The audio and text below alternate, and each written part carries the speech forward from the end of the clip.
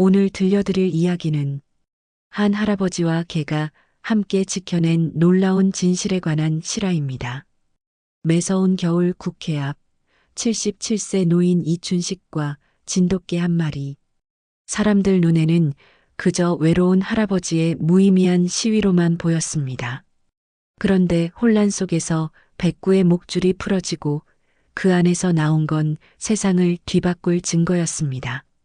현직 국회의원을 겨냥한 폭탄 같은 자료, 40년 전 젊은 병사의 죽음, 그리고 지금까지 감춰져 온 거대한 음모.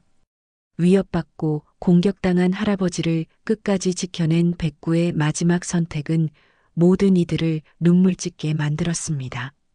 여러분, 이 감동적인 이야기를 함께 하시기 전에 구독과 좋아요 버튼을 눌러주세요. 여러분의 작은 관심이 더 많은 진실된 이야기를 전해드리는 힘이 됩니다. 과연 춘식 할아버지는 40년 만에 전우의 억울함을 풀어줄 수 있을까요? 그리고 백구는 왜 마지막까지 그 자리를 지켰던 걸까요? 자, 그럼 지금부터 백구와 춘식 할아버지의 감동 실화를 들려드리겠습니다. 서울 여의도 국회 앞 광장에 매서운 겨울바람이 불어옵니다. 이른 아침부터 내린 눈이 얇게 쌓인 보도 위에서 한 노인이 묵묵히 피켓을 들고 서 있습니다. 이춘식, 올해 77살입니다. 그의 손에 든 피켓에는 바른 글씨로 이렇게 적혀 있습니다. 1983년 군납비리 진상 규명하라. 춘식의 옆에는 진돗개 한 마리가 앉아 있습니다. 백구라는 이름의 이 개는 벌써 10살이 넘었습니다. 눈 위에 앉은 채로 한 번도 짖지 않고 마치 노인을 지키는 파수꾼처럼 조용히 자리를 지키고 있습니다. 이상하게도 백구는 다른 개들과 달리 누군가 다가와도 경계하지 않습니다. 오히려 춘식을 보호하려는 듯한 자세를 취하죠. 출근길 시민들이 지나가면서 춘식과 백구를 흘깃 쳐다봅니다. 또 저 노인네야. 매일 나와서 뭘 하는 거야? 1983년이면 벌써 40년도 넘었는데 아직도 저러고 있네. 사람들의 수군거림이 들려오지만 춘식은 꿈쩍도 하지 않습니다. 그런데 이상한 점이 하나 있습니다. 춘식은 자주 백구의 목줄을 만지작거립니다. 마치 소중한 무언가를 확인하듯이 말이죠. 이때 한 무리의 정장 입은 남자들이 춘식에게 다가옵니다. 할아버지, 오늘은 날씨도 추운데 집에 가서 쉬세요. 정중하지만 위압적인 말투입니다. 춘식은 고개를 돌려 그들을 바라봅니다. 제가 법을 위반했나요? 아니요, 하지만 그럼 제가 여기 있을 권리가 있겠네요. 남자들이 물러나자 춘식은 다시 백구의 목줄을 어루만집니다. 그 순간 백구가 짧게 낑낑거리며 춘식을 올려다봅니다. 둘 사이에는 말이 없어도 통하는 무언가가 있습니다. 춘식은 백구의 머리를 쓰다듬으며 속삭입니다. 조금만 더 기다려보자. 누군가는 알아줄 거야. 점심시간이 되어도 춘식은 자리를 뜨지 않습니다. 작은 보온병에서 따뜻한 물을 마시고 김밥 한 줄을 백구와 나누어 먹습니다. 그런데 김밥을 나누어 주면서도 춘식의 손은 계속 백구의 목줄 쪽으로 향합니다. 마치 그 안에 무언가 중요한 것이 들어있는 것처럼 말이죠. 오후 2시쯤 한 젊은 여자가 춘식에게 다가옵니다. 할아버지, 매일 여기 나오시는 이유가 뭐예요? 춘식은 잠깐 피켓을 내려놓고 답했습니다. 그날의 진실을 묻고 산 사람들이 지금 저 안에서 잘 살고 있다는 걸 그냥 넘어갈 수는 없거든요. 증거라도 있으세요? 여자의 질문에 춘식은 잠시 침묵합니다. 그리고 다시 백구의 목줄을 만지작거립니다. 증거요. 있긴 하죠. 하지만 아직은 때가 아니에요. 여자는 춘식의 시선을 따라 백구를 바라봅니다. 그 순간 백구가 꼬리를 한번 흔들며 여자를 쳐다봅니다. 해가 지기 시작할 무렵 춘식에게 또 다른 방문자가 나타납니다. 정장을 입은 중년 남자가 선글라스를 끼고 다가옵니다. 이춘식 씨 맞죠? 춘식은 그를 똑바로 쳐다봅니다. 누구세요? 옛날 얘기 좀 해볼까요? 1983년 말이에요. 남자의 목소리는 낮고 위협적입니다. 춘식은 백구를 자신 쪽으로 당기며 경계합니다. 무슨 말씀이세요? 할아버지도 이제 나이가 많으시잖아요. 건강 조심하셔야죠. 특히 겨울철엔 미끄러워서 다치기 쉬우니까요. 남자는 의미심장한 미소를 지으며 사라집니다. 그날 밤 춘식은 작은 원룸에서 백구와 함께 지내면서 과거를 떠올립니다. 1983년 그가 29살이던 해 행정병으로 복무하던 그 시절 그가 목격한 거대한 비리 사건, 동료들의 죽음, 그리고 그 모든 것을 덮으려 했던 사람들의 음모. 춘식은 백구의 목줄을 풀어 들여다봅니다. 그 안에는 작은 무언가가 숨겨져 있습니다. 전우야, 조금만 더 기다려줘. 이제 정말 마지막이야. 춘식의 목소리는 떨리고 있었지만 그의 의지는 흔들리지 않았습니다. 백구는 춘식의 무릎에 턱을 괴고 조용히 그를 바라봅니다. 마치 모든 것을 이해하고 있는 것처럼 말이죠. 그로부터 며칠 후 언론사에서 일하는 기자 이영주는 평소와 다름없이 인터넷을 둘러보고 있었습니다. 그러다 우연히 한 시민이 올린 짧은 영상을 보게 됩니다. 눈 내리는 국회 앞에서 묵묵히 피켓을 든 노인과 그 옆에 앉은 진돗개의 모습이었습니다. 댓글에는 매일 저기 나와 있어요. 벌써 몇 년째 같은 자리에. 라는 글들이 달려 있었습니다. 영주는 뭔가 이상한 느낌을 받았습니다. 노인의 눈빛에서 단순한 고집이나 원망이 아닌 깊은 확신 같은 것이 보였기 때문입니다. 그리고 그의 태도도 범상치 않았습니다. 일반적인 유기견이나 반려견과는 달리 마치 무언가를 지키고 있는 것처럼 보였거든요. 1983년 군납비리라. 영주는 피켓의 문구를 다시 읽어봅니다. 벌써 40년도 넘은 일을 혼자서 이렇게 오래 기억하고 있다는 것이 보통 일은 아니었습니다. 호기심이 생긴 영주는 카메라를 챙기고 국회 앞으로 향했습니다. 국회 앞에 도착한 영주는 금세 춘식을 찾을 수 있었습니다. 어제와 똑같은 자리에서 똑같은 피켓을 들고 서 있었거든요.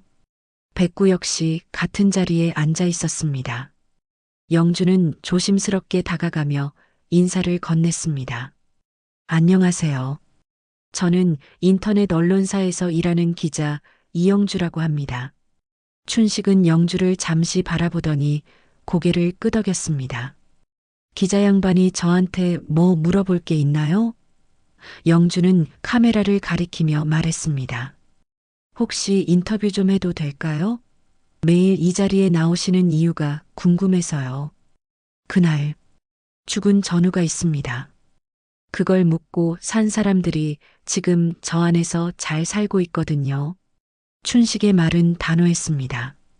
영주는 더 자세한 이야기를 듣고 싶어 했지만 춘식은 쉽게 입을 열지 않았습니다.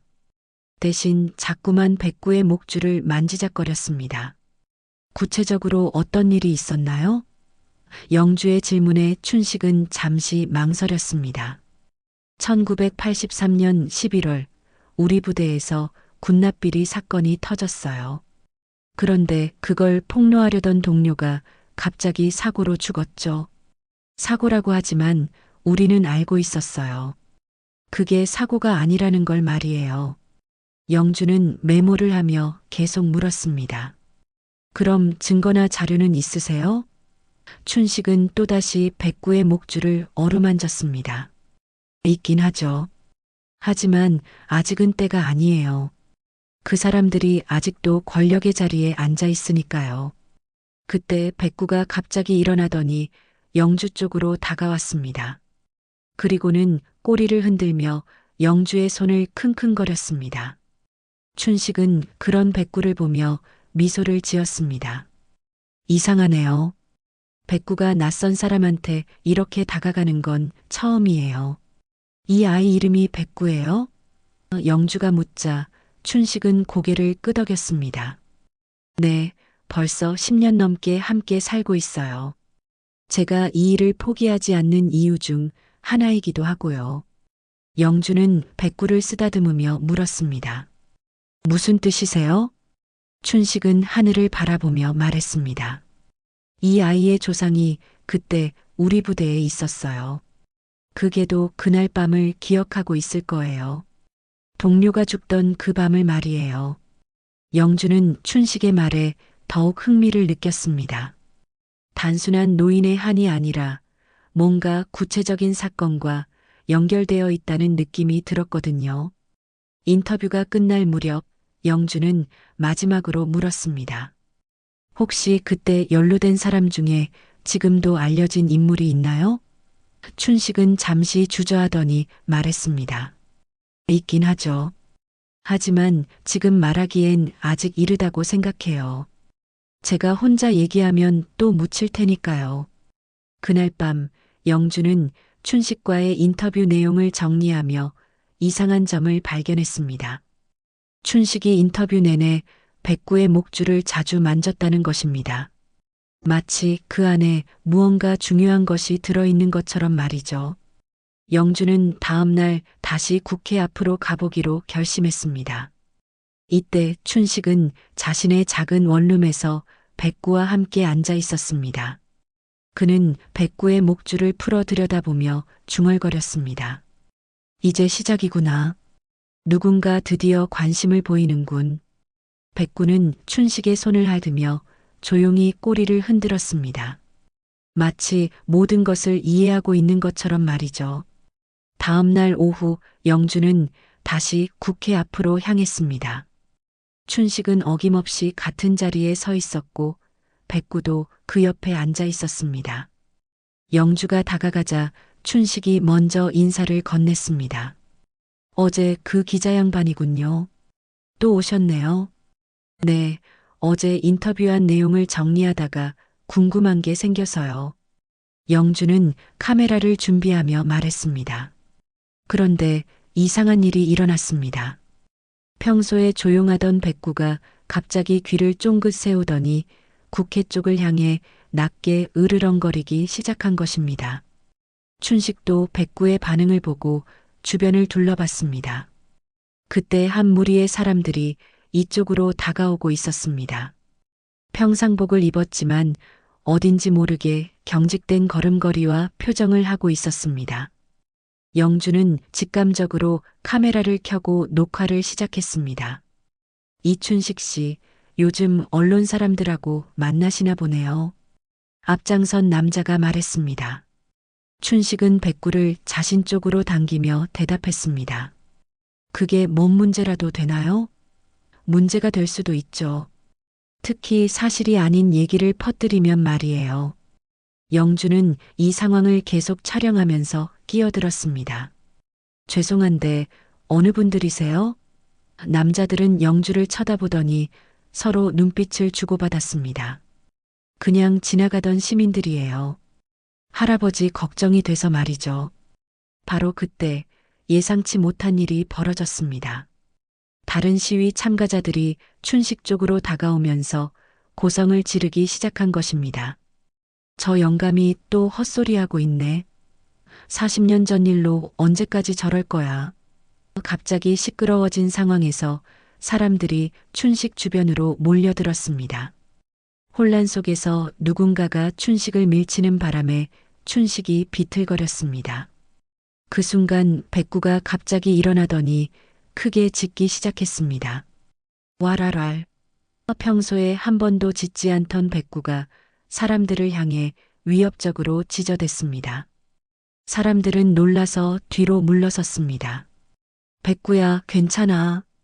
춘식이 백구를 달래려 했지만 백구는 계속 흥분 상태였습니다. 그러다가 갑자기 백구가 너무 격하게 움직이는 바람에 목줄이 풀려버렸습니다. 목줄이 땅에 떨어지면서 뭔가 작은 것이 굴러나왔습니다. 영주는 재빨리 그것을 주워들었습니다. 작은 메모리 카드였습니다. 목줄 안쪽에 테이프로 붙어 있던 것이 떨어진 것입니다. 춘식은 그것을 보고 얼굴이 하얘졌습니다. 그건 제 것이에요. 춘식이 다급하게 손을 뻗었지만 영주는 이미 메모리 카드를 주머니에 넣은 상태였습니다. 할아버지, 이게 뭐예요? 영주의 질문에 춘식은 망설였습니다. 주변 사람들이 점점 더 몰려들고 있었고 아까 그 정장 입은 남자들도 긴장한 표정으로 이쪽을 바라보고 있었습니다. 지금은 말할 수 없어요. 너무 위험해요. 경찰이 도착해서 사람들을 해산시키기 시작했습니다. 혼란이 정리되자 춘식은 영주에게 다급하게 말했습니다. 그건 혼자 보면 안 돼요. 정말 위험할 수 있어요. 그럼 같이 봐요. 할아버지 집에서 말이에요. 춘식은 잠시 고민하더니 고개를 끄덕였습니다. 알겠어요. 하지만 절대 누구에게도 말하면 안 돼요. 아직은 때가 아니니까요. 영주는 동의했고 둘은 백구와 함께 춘식의 집으로 향했습니다. 춘식의 원룸은 생각보다 깔끔했습니다. 벽에는 오래된 군대 사진들이 걸려 있었고 책상 위에는 1983년 신문 스크랩들이 정리되어 있었습니다. 춘식은 컴퓨터를 켜고 메모리 카드를 삽입했습니다. 이걸 보면 정말 놀라실 거예요. 파일들이 화면에 나타났습니다. 군납비리 세부 내역, 병사 사망 보고서, 1983년 11월 18일 사건 진술서 등의 파일명들이 보였습니다. 영주는 숨을 들이마셨습니다. 정말로 구체적인 자료들이 있었던 것입니다. 춘식이 한 파일을 열자 당시 부대 내 인사명단이 나타났습니다. 그 중에서 한 이름이 영주의 눈에 들어왔습니다. 박세경 중위. 영주는 그 이름을 어디서 들어본 것 같았습니다. 이 사람, 혹시 지금 국회의원 박세경이요? 춘식은 무겁게 고개를 끄덕였습니다. 네, 그 사람 맞아요. 지금은 오선 국회의원이죠. 그때 그 사람이 중이었어요. 영주는 충격에 빠졌습니다. 현직 국회의원이 40년 전 군납비리에 연루되어 있었다는 것입니다. 그럼 이 자료가 진짜라면 영주가 말하려는 순간 춘식이 그녀를 제지했습니다. 조심하세요. 이 자료 때문에 벌써 여러 사람이 죽었어요. 제 동료도 그중 하나였고요. 춘식의 목소리는 떨리고 있었습니다. 백구가 춘식의 무릎에 머리를 올리며 조용히 있었습니다. 마치 모든 상황을 이해하고 있는 것처럼 말이죠. 영주는 이제 왜 춘식이 그토록 신중했는지 알 수 있었습니다. 이것은 단순한 과거사가 아니라 현재까지 이어진 거대한 음모였던 것입니다. 그날 밤 영주는 춘식으로부터 받은 메모리 카드 자료를 꼼꼼히 분석하기 시작했습니다. 파일들 하나하나가 폭탄 같은 내용이었습니다. 1983년 11월 18일 저녁 부대 내 회계 창고에서 대규모 군납비리 증거를 발견한 병사 한 명이 갑자기 사망했다는 기록이 있었습니다. 사인은 추락사로 기록되어 있었지만 춘식이 직접 작성한 진술서에는 전혀 다른 내용이 담겨 있었습니다. 영주는 기사 초안을 작성하며 잠시 망설였습니다. 이 정도 수준의 폭로라면 언론사 내부에서도 신중하게 검토해야 할 사안이었습니다. 하지만 진실을 알릴 의무가 있다고 생각한 영주는 편집장에게 보고하기로 결심했습니다. 다음 날 아침 영주는 평소보다 일찍 사무실에 출근했습니다. 그런데 이상한 일이 벌어졌습니다. 자신의 컴퓨터에 로그인이 되지 않는 것입니다. 비밀번호를 여러 번 입력해도 계속 오류가 났습니다. 전산팀에 문의하니 누군가 밤중에 여러 번 잘못된 비밀번호를 입력해서 계정이 잠겼다는 답변이 돌아왔습니다. 이상하네요. 저는 어제 퇴근할 때 컴퓨터를 정상적으로 종료했는데 영주는 불안한 느낌을 감출 수 없었습니다. 더욱 이상한 것은 자신의 이메일 계정이었습니다. 어제까지 있던 중요한 메일들이 사라져 있었고 대신 스팸 메일들이 대량으로 들어와 있었습니다. 점심시간이 되자 영주는 춘식이 걱정되어 국회 앞으로 향했습니다. 그런데 평소와 달리 춘식의 모습이 보이지 않았습니다. 벌써 일주일 넘게 빠지지 않고 나왔던 춘식이 없다는 것이 이상했습니다. 영주는 주변 상인들에게 물어봤지만 아무도 춘식을 본 사람이 없었습니다. 불안해진 영주는 춘식의 집으로 향했습니다. 문을 두드려 봐도 아무런 대답이 없었습니다. 이웃 주민에게 물어보니 어제 저녁부터 할아버지와 개가 집을 비운 것 같다는 대답이 돌아왔습니다. 영주는 점점 더 불안해졌습니다. 그날 저녁 영주는 자신의 아파트로 돌아가는 길에 이상한 점을 발견했습니다. 평소에는 없던 검은색 승용차가 아파트 입구에 주차되어 있었습니다. 차 안에는 사람이 앉아 있는 것 같았지만 어둠 때문에 얼굴은 보이지 않았습니다. 영주는 일부러 다른 길로 돌아서 집에 들어갔습니다. 다음 날 아침 그 차는 여전히 그 자리에 있었습니다. 영주는 점점 더 불안해졌습니다. 춘식의 안전이 걱정되어 경찰서에 신고를 하려 했지만 성인이 하루 이틀 연락이 안 된다고 해서 실종 신고를 받아주지 않았습니다. 사흘째 되는 날 영주는 춘식을 찾아 서울 곳곳을 돌아다녔습니다. 그러다 한 시민으로부터 제보를 받았습니다. 강서구 공사장 근처에서 할아버지랑 개가 쓰러져 있는 걸 봤어요. 구급차가 와서 모셔갔더라고요. 영주는 급히 그 지역의 병원들을 찾아다녔습니다. 세 번째 병원에서 드디어 춘식을 찾을 수 있었습니다. 춘식은 응급실 침대에 누워 있었고 백구는 병원 밖에서 누군가가 돌보고 있었습니다. 춘식은 의식은 있었지만 몸 곳곳에 멍이 들어 있었습니다.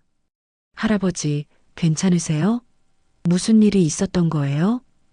영주의 질문에 춘식은 힘없이 고개를 저었습니다. 아무 일도 없었어요. 그러나 춘식의 눈빛은 공포로 가득 차 있었습니다. 무언가 끔찍한 일이 있었다는 것을 영주는 직감할 수 있었습니다. 할아버지, 솔직히 말해주세요. 누가 그랬어요? 영주가 다시 물었지만 춘식은 입을 다물었습니다. 대신 그는 떨리는 손으로 영주의 손을 잡았습니다. 기자님, 그 자료 가지고 있죠? 네, 안전한 곳에 보관해 두었어요. 춘식은 안도의 한숨을 쉬었습니다. 다행이에요. 그들이 그걸 찾으려고 했거든요. 그들이요? 영주의 질문에 춘식은 주변을 둘러보더니 속삭였습니다. 박세경 의원과 연결된 사람들. 그들이 저를 협박했어요. 자료를 내놓으라고요. 그럼 경찰에 신고해야죠. 영주가 말했지만 춘식은 고개를 저었습니다. 소용없어요. 그들의 힘이 얼마나 큰지 모르시는군요. 40년 전에도 그랬고 지금도 마찬가지예요. 춘식의 목소리는 절망으로 가득 차 있었습니다. 그때 간병인이 다가와서 말했습니다. 할아버지를 구해준 게 그게래요.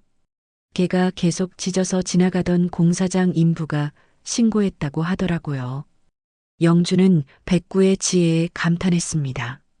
정말로 백구가 춘식의 생명을 구한 것이었습니다. 그날 밤 영주는 자신의 아파트로 돌아가면서 결심했습니다. 더 이상 혼자서는 이 일을 해결할 수 없다는 것을 깨달은 것입니다. 하지만 춘식의 안전을 생각하면 성급하게 기사를 내보낼 수도 없었습니다. 영주는 깊은 고민에 빠졌습니다. 아파트 주차장에 들어서자 여전히 그 검은색 승용차가 있었습니다. 영주는 차 안을 자세히 보려 했지만 선팅 때문에 안이 보이지 않았습니다.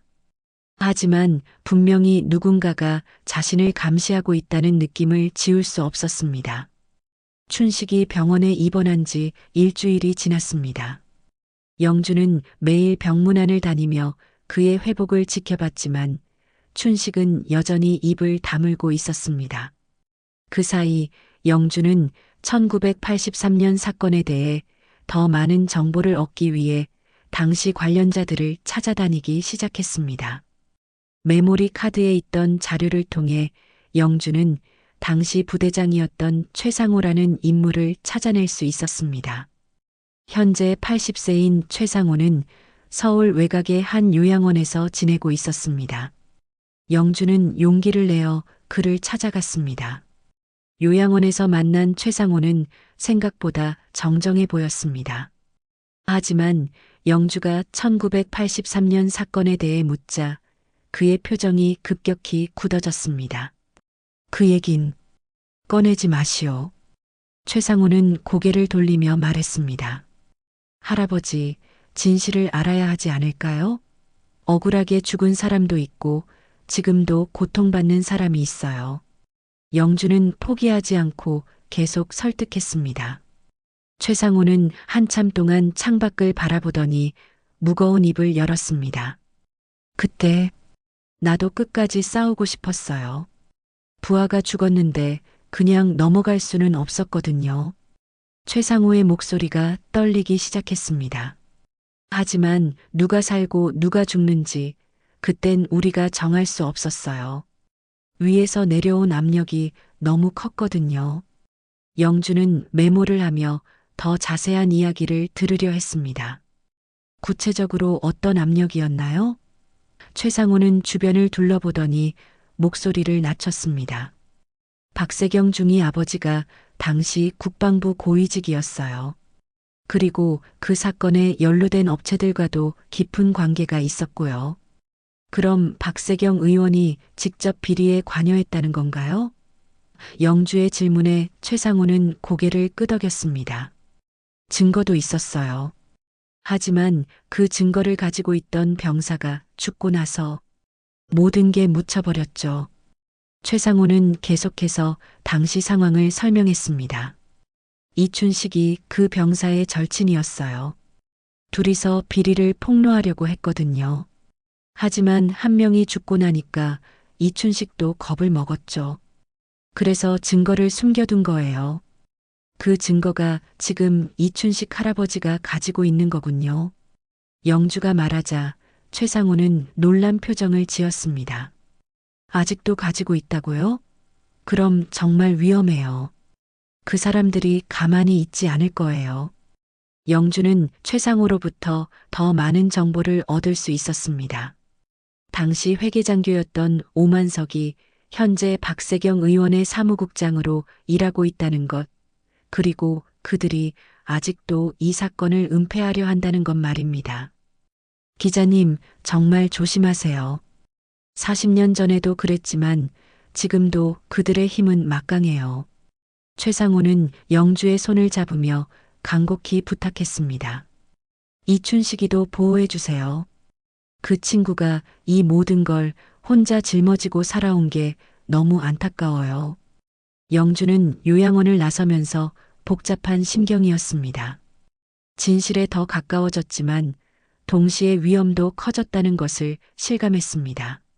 하지만 포기할 수는 없었습니다. 너무 오랫동안 묻혀있던 진실을 세상에 알려야 한다는 사명감이 들었거든요. 그날 저녁 영주는 병원에서 춘식을 만났습니다. 춘식은 많이 회복된 상태였지만 여전히 조심스러운 모습이었습니다. 영주는 최상호와의 만남에 대해 이야기했습니다. 최상호 부대장님을 만나고 왔어요. 그분이 많은 걸 알려주셨어요. 영주의 말에 춘식은 놀란 표정을 지었습니다. 부대장님이 말씀하셨다고요? 그분은 그동안 입을 다물고 계셨는데, 할아버지, 이제 진실을 말해야 할 때가 온 것 같아요. 혼자서는 안 되지만 우리가 함께라면 가능할 거예요. 영주는 춘식의 손을 잡으며 말했습니다. 춘식은 한참 동안 생각하더니 고개를 끄덕였습니다. 그럼 정말로 시작해 볼까요? 춘식의 목소리에 처음으로 희망이 섞여 있었습니다. 하지만 정말 위험할 거예요. 그들이 가만히 있지 않을 테니까요. 영주는 춘식과 함께 구체적인 계획을 세우기 시작했습니다. 단순히 기사를 쓰는 것이 아니라 여론을 움직일 수 있는 확실한 증거를 제시해야 했습니다. 그리고 춘식의 안전도 보장해야 했습니다. 백구는 어떻게 됐어요? 영주가 물었습니다. 지금 병원 근처 동물병원에서 임시로 맡아주고 있어요. 그 아이도 많이 놀랐을 거예요. 춘식은 걱정스러운 표정으로 말했습니다. 그때 간병인이 다가와서 말했습니다. 할아버지, 오늘 면회객이 또 왔다가 갔어요. 정장 입은 남자분이었는데 할아버지가 안 계시니까 그냥 가시더라고요. 춘식과 영주는 서로를 바라보며 긴장했습니다. 아직도 포기하지 않았군요. 춘식이 중얼거렸습니다. 그럼 더 빨리 움직여야 해요. 그들이 또 다른 방법을 쓰기 전에 말이에요. 영주는 결심을 굳혔습니다. 그날 밤 영주는 자신의 아파트로 돌아가면서 주변을 유심히 살펴봤습니다. 다행히 그 검은색 승용차는 보이지 않았습니다. 하지만 안심할 수는 없었습니다. 이제 진짜 싸움이 시작되는 것이었으니까요. 춘식이 태어난 지 사흘째 되는 날, 영주는 드디어 기사를 완성했습니다. 1983년 군납비리 사건의 전말과 현재까지 이어진 은폐 시도에 대한 상세한 내용이 담긴 기사였습니다. 하지만 발행하기 전에 춘식과 상의하기로 했습니다. 춘식은 백구와 함께 임시 거처에서 지내고 있었습니다. 병원 근처 작은 여관방이었지만 그곳이 당분간은 안전할 것 같았습니다. 영주가 도착했을 때 춘식은 백구를 쓰다듬으며 창밖을 바라보고 있었습니다. 할아버지, 기사를 완성했어요. 한번 보시고 의견을 주세요. 영주가 노트북을 켜자 춘식은 안경을 쓰고 천천히 기사를 읽기 시작했습니다. 읽는 동안 그의 표정은 점점 무거워졌습니다. 이렇게 자세히 써주셨군요. 정말 고맙습니다. 춘식은 기사를 다 읽고 나서 영주에게 말했습니다. 하지만 이게 나가면 정말 큰일이 날 거예요. 그들이 가만히 있지 않을 테니까요. 영주는 춘식의 걱정을 이해했습니다. 하지만 더 이상 미룰 수는 없었습니다. 할아버지, 이제 진실을 알려야 해요. 40년 넘게 숨겨둘 수는 없잖아요. 춘식은 한참 동안 생각하더니 고개를 끄덕였습니다. 그럼 이제 정말 시작해보죠. 춘식의 목소리에는 결연함이 담겨 있었습니다. 하지만 제가 혼자 감당해야 할 위험이 기자님에게까지 가는 건 원하지 않아요. 영주는 춘식을 안심시켰습니다. 괜찮아요. 이미 각오했어요. 그리고 혼자가 아니에요. 많은 사람들이 진실을 알고 싶어 할 거예요. 그때 백구가 갑자기 일어나더니 문 쪽으로 다가가서 낮게 으르렁거렸습니다. 춘식과 영주는 서로를 바라보며 긴장했습니다. 누군가 밖에서 움직이는 소리가 들렸습니다. 춘식은 조용히 일어나서 커튼 사이로 밖을 내다봤습니다. 여관 앞에 검은색 승용차 2대가 서 있었습니다. 벌써 찾아온 것 같네요. 춘식은 침착하게 말했습니다. 기자님, 뒷문으로 나가세요. 저는 여기서 그들을 만나겠어요. 하지만 영주는 춘식을 두고 갈 수 없었습니다. 같이 가요. 혼자는 안 돼요. 그때 문을 두드리는 소리가 들렸습니다. 이춘식 씨 계시죠? 잠깐 얘기 좀 해요. 목소리는 정중했지만 위협적이었습니다. 춘식은 백구를 영주 쪽으로 밀어주며 말했습니다. 백구를 부탁해요. 그 아이만은 안전하게 지켜주세요. 영주는 백구와 함께 뒷문으로 나가려 했지만 그곳에도 이미 사람들이 기다리고 있었습니다. 결국 둘은 방 안에서 기다릴 수밖에 없었습니다. 춘식은 문을 열었습니다. 오랜만이네요, 이춘식 씨. 들어온 사람은 정장을 입은 중년 남자였습니다. 그 뒤로 몇 명이 더 따라 들어왔습니다. 저는 오만석입니다. 기억하시죠? 춘식은 그를 똑바로 쳐다봤습니다. 그때 회계장교였던 오만석 씨 맞군요. 지금은 박세경 의원 사무국장이라고 들었어요. 오만석은 미소를 지으며 고개를 끄덕였습니다. 그때 일은 이제 그만 잊으시죠. 40년이나 지났잖아요. 오만석이 말했지만 춘식은 고개를 저었습니다. 잊을 수 없어요. 제 전우가 죽었거든요. 그리고 그 진실을 덮으려 한 사람들이 아직도 잘 살고 있으니까요. 오만석의 표정이 차갑게 변했습니다. 그럼 어쩔 수 없군요. 우리도 참을 만큼 참았어요. 그는 부하들에게 눈짓했습니다. 그때 영주가 나섰습니다. 잠깐요. 저는 기자예요. 이 모든 상황을 기록하고 있어요. 오만석은 영주를 쳐다보더니 코웃음을 쳤습니다. 기자라고요? 그럼 더 조심해야겠네요. 언론인이 가짜 뉴스를 퍼뜨리면 안 되니까요. 그의 말에는 명백한 위협이 담겨 있었습니다. 가짜 뉴스가 아니에요. 모든 게 사실이에요. 영주는 용기를 내어 말했습니다. 증거도 있어요. 메모리 카드에 담긴 모든 자료들 말이에요. 오만석의 눈빛이 날카로워졌습니다. 그 메모리 카드 말씀이시군요. 그것도 원래 우리 것이에요. 돌려주시죠. 오만석이 손을 내밀었지만 영주는 고개를 저었습니다. 그건 불가능해요.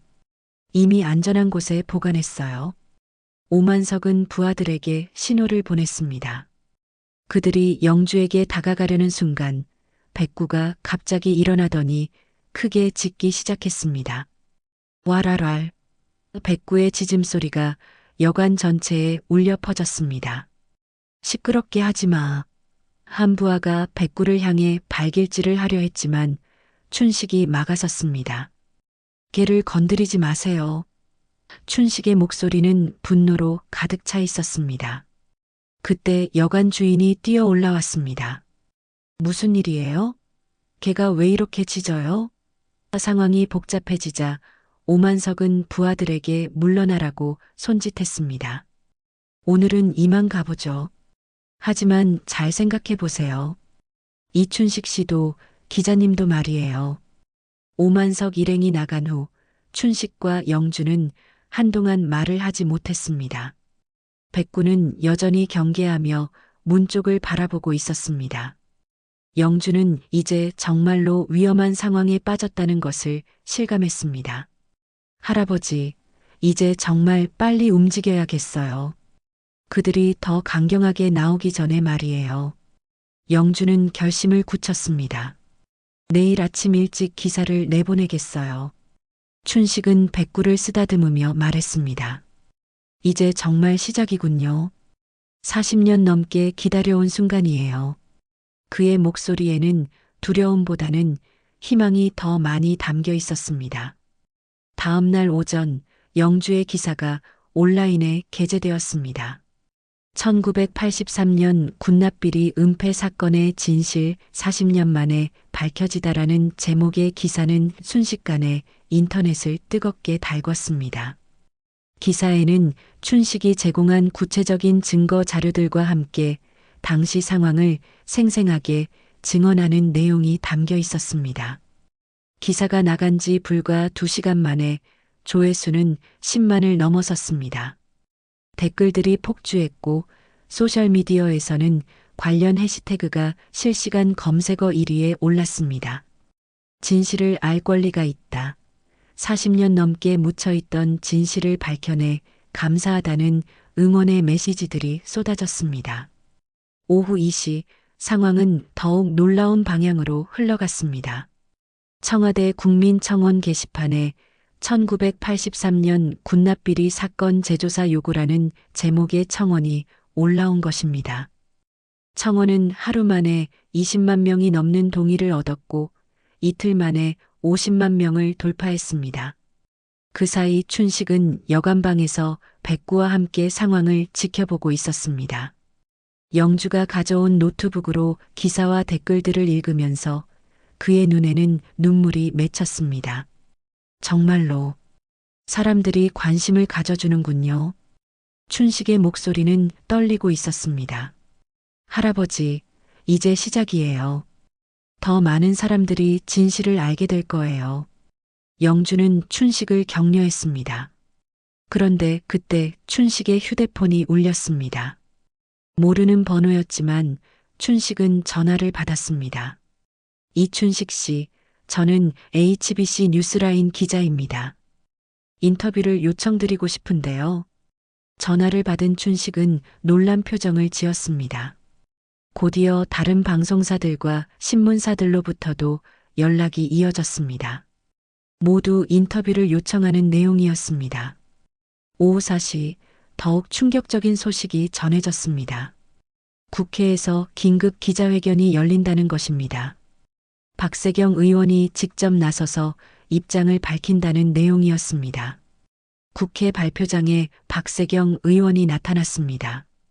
평소보다 많이 초췌해 보이는 그는 단상에 서서 잠시 말을 잇지 못했습니다. 기자들의 플래시가 터지고 카메라가 그를 향해 집중되었습니다. 국민 여러분께 송구스러운 말씀을 드립니다. 박세경 의원의 첫마디였습니다. 그는 깊게 숨을 들이마시고 계속 말했습니다. 오늘 보도된 1983년 군납비리 사건과 관련해서 저는 더 이상 침묵할 수 없습니다. 춘식은 텔레비전 화면을 뚫어져라 바라보았습니다. 40년 넘게 기다려온 이 순간이 정말로 온 것입니다. 박세경 의원은 계속해서 말했습니다. 당시 저는 젊은 장교였고 잘못된 선택을 했습니다. 그리고 그 잘못을 덮기 위해 더 큰 잘못을 저질렀습니다. 기자회견장이 술렁거리기 시작했습니다. 박세경 의원은 손을 들어 조용히 해달라고 요청했습니다. 무엇보다 억울하게 돌아가신 김영수 병장의 명복을 빕니다. 그리고 그 친구를 기억하며 40년 넘게 홀로 싸워오신 이춘식 씨께 깊은 사죄의 말씀을 드립니다. 춘식은 김영수라는 이름을 듣는 순간 주체할 수 없이 눈물을 흘렸습니다. 그것은 그가 그토록 기억하고 싶었던 전우의 이름이었습니다. 40년 넘게 혼자 간직해왔던 이름이 공개적으로 불리는 순간이었습니다. 박세경 의원은 계속해서 말했습니다. 저는 오늘 국회의원직을 사퇴하겠습니다. 그리고 검찰 수사에 적극 협조하겠습니다. 기자회견장은 완전히 소란스러워졌습니다.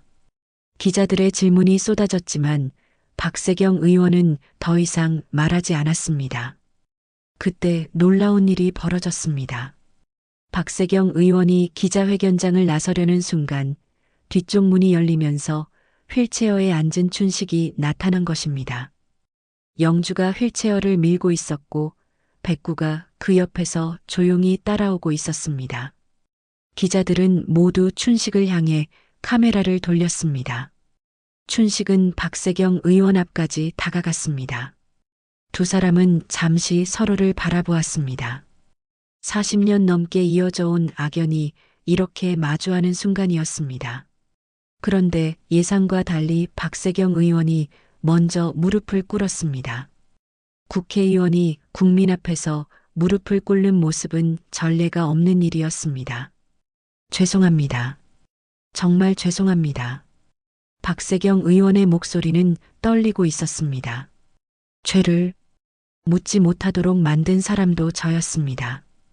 김영수 병장을 지키지 못한 것도 저였고 이춘식 씨를 40년 넘게 고통스럽게 만든 것도 저였습니다. 박세경 의원은 고개를 들지 못했습니다. 춘식은 한참 동안 말을 하지 못했습니다. 그러다가 조용히 입을 열었습니다. 이제야 전우한테 할 말이 생겼네요. 춘식의 목소리는 담담했지만 그 안에는 40년 넘게 쌓인 모든 감정이 담겨 있었습니다. 기자회견장은 완전히 조용해졌습니다. 플래시도 멈추고 카메라도 조용히 이 순간을 담아냈습니다. 백구는 춘식의 휠체어 옆에서 조용히 앉아 있었습니다. 마치 이 모든 순간을 지켜보고 있는 것처럼 말입니다. 박세경 의원의 사퇴와 사과 이후 한국 사회는 급격하게 변화하기 시작했습니다. 검찰은 즉시 1983년 군납비리 사건에 대한 재수사에 착수했고 국정감사에서도 이 사건이 주요 의제로 다뤄졌습니다. 춘식이 40년 넘게 지켜온 진실이 드디어 세상의 빛을 보게 된 것입니다. 춘식은 다시 국회 앞 자신의 자리로 돌아왔습니다. 하지만 이번에는 팻말을 들고 서 있는 것이 아니라 수많은 시민들과 기자들에게 둘러싸여 있었습니다. 사람들은 그에게 감사의 인사를 전했고 40년 넘게 홀로 싸워온 그의 용기에 감동했습니다. 할아버지, 정말 고생 많으셨어요. 진실을 포기하지 않아서 고맙습니다. 김영수 병장님도 하늘에서 기뻐하실 거예요. 시민들의 따뜻한 말들이 이어졌습니다. 춘식은 그 하나하나에 정중하게 답했습니다. 백구는 여전히 춘식의 곁에 있었습니다. 이제는 많은 사람들이 백구를 알아보고 쓰다듬어 주었습니다. 40년 넘게 춘식과 함께 진실을 지켜온 충실한 동반자라는 것을 모두가 알고 있었기 때문입니다. 그로부터 한 달 후 춘식의 건강이 급격히 악화되기 시작했습니다. 오랜 세월 스트레스와 추위 속에서 버텨온 몸이 마침내 한계를 드러낸 것입니다. 영주는 매일 병문안을 다녔고 백구는 병원 밖에서 춘식을 기다렸습니다. 기자님, 정말 고마웠어요. 혼자였다면 절대 해낼 수 없었을 거예요. 춘식은 병상에 누워서도 영주에게 감사의 인사를 잊지 않았습니다. 할아버지, 아직 해야 할 일이 많아요. 빨리 나으셔야 해요. 하지만 춘식의 마음은 이미 평안해 보였습니다. 40년 넘게 짊어지고 있던 무거운 짐을 내려놓은 것 같았습니다. 영수야, 이제야 내 억울함을 풀어줄 수 있겠구나. 춘식은 종종 혼잣말로 죽은 전우의 이름을 불렀습니다. 어느 날 아침 춘식은 조용히 숨을 거두었습니다. 마지막 순간까지 그의 얼굴에는 평화로운 미소가 머물러 있었습니다. 영주는 그의 임종을 지켜보며 눈물을 흘렸습니다. 진실을 위해 평생을 바친 한 사람의 삶이 이렇게 마감되는 것이었습니다. 춘식의 장례식에는 수많은 사람들이 참석했습니다. 그를 직접 알던 사람들뿐만 아니라 그의 이야기를 통해 감동받은 시민들도 많이 왔습니다. 박세경 전 의원도 조용히 참석해서 마지막 인사를 드렸습니다. 가장 슬퍼하는 것은 백구였습니다. 백구는 춘식의 관 앞에 앉아서 계속 울부짖었습니다. 10년 넘게 함께 지낸 가장 소중한 친구를 잃은 슬픔이었습니다. 사람들은 모두 백구의 슬픔에 함께 눈물을 흘렸습니다. 장례식이 끝난 후 백구는 영주의 집에서 지내게 되었습니다. 하지만 백구는 매일 국회 앞으로 나가서 춘식이 서 있던 그 자리에 앉아 있었습니다. 마치 주인을 기다리는 것처럼 말입니다. 영주는 그런 백구를 보며 가슴이 아팠습니다. 며칠 후 놀라운 일이 벌어졌습니다. 백구가 갑자기 사라진 것입니다. 영주는 온 서울을 뒤져가며 백구를 찾았지만 어디에도 없었습니다. 마치 춘식을 따라 어디론가 떠난 것처럼 말입니다. 한 달 후 시민단체와 군 출신 인사들이 모여서 특별한 행사를 준비했습니다.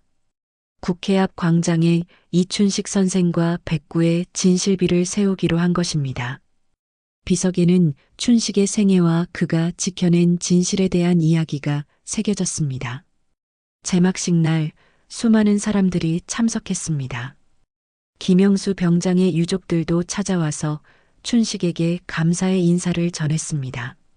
40년 넘게 우리 영수를 기억해 주셔서 고맙습니다. 김영수의 누이는 비석 앞에서 눈물을 흘렸습니다. 영주는 춘식과 백구의 이야기를 책으로 출간했습니다. 책의 수익금은 모두 진실 규명을 위해 싸우는 사람들을 돕는 재단에 기부되었습니다. 춘식의 뜻이 계속 이어지기를 바라는 마음에서였습니다. 그로부터 1년 후 비석 앞에는 항상 누군가가 남겨놓은 작은 선물들이 있었습니다. 김밥 한 줄, 물 한 컵, 그리고 강아지 목줄 하나. 아무도 누가 가져다 놓는지 모르지만 매일 새로운 것들이 놓여 있었습니다. 어느 날 한 시민이 비석 앞에서 말했습니다. 그 개는 나라보다 더 나라 같았다고 생각해요. 그 말에 주변 사람들이 모두 고개를 끄덕였습니다. 백구가 보여준 충성심과 의리가 정말로 나라를 사랑하는 마음과 다르지 않았기 때문입니다. 지금도 국회 앞을 지나는 사람들은 그 비석을 보며 잠시 걸음을 멈춥니다.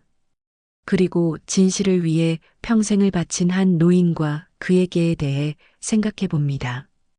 춘식과 백구의 이야기는 이렇게 많은 사람들의 마음에 영원히 남아 있습니다. 어떤 진실도 영원히 묻힐 수는 없습니다. 춘식이 증명한 것처럼 포기하지 않고 끝까지 싸우는 사람이 있다면 언젠가는 그 진실이 세상에 드러나게 되어 있습니다. 그리고 그 진실은 더 나은 세상을 만드는 작은 씨앗이 됩니다. 춘식과 백구의 이야기는 여기서 끝나지만 진실을 향한 사람들의 노력은 계속됩니다. 그들이 남긴 용기와 희망이 우리 모두에게 전해지기를 바랍니다. 언제나 따뜻한 마음으로 함께 해주셔서 감사합니다. 여러분의 구독과 좋아요는 더 많은 감동 이야기를 전해드리는 큰 힘이 됩니다. 오늘도 여러분 곁에 소중한 가족들과 행복한 시간 보내시고 늘 건강하세요.